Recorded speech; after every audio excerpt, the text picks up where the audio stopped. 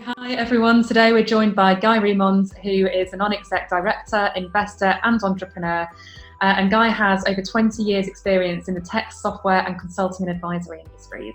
So we're really happy for you to join us today, Guy. Thank you. Yeah, thank you for inviting me. And so because there's so many different types of messaging, we're all being sort of advertised at. You can't go into a social media feed without, seeing maybe 5 ads in almost in one go for something or other. Obviously the power of books is undeniable. They're such an intelligent and personal way to package up kind of who you are.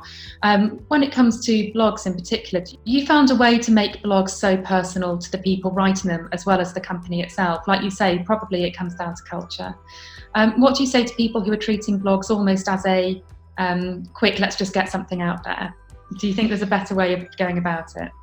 Yeah, I mean, so there's a few points you made there, really. So, I mean, first of all, books, because they are a bigger undertaking, as a side, well worthwhile, by the way, for any company to write a book and to do it properly. But putting that aside, they're a big undertaking. Therefore, there's less competition out there. So when you write a book and you push it out over social media, then there's less competition. Whereas a blog, you're quite right in pointing out there are millions of blogs out there, I'm sure now, and that will only grow. So effectively what you're saying is, how do you rise above the noise, I guess?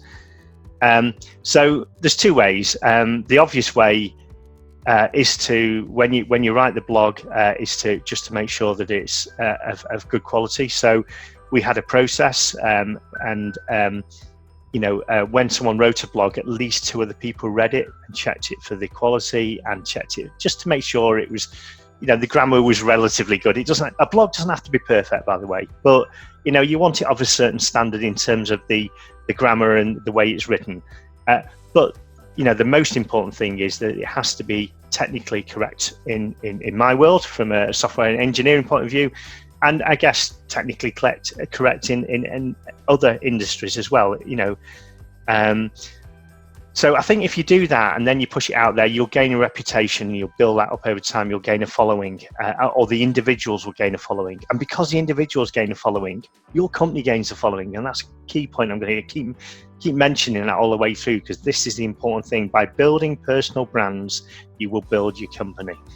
So I think the second important thing is when I talked about partnerships, and I think by making sure that you partner with other experts and make them aware when you publish a blog, them retweeting it is really powerful. There was almost a palatable cheer in the office when 1 or 2 individuals who had literally 30, 40,000 followers on Twitter retweeted one of your blogs, because that was a big thing, because you knew then that it was reaching a far wider audience than you can reach on your own. So I think, make sure that when you build your social media profile and you push it out over your own social media and your company's social media, that you get your colleagues to push it out there, but you also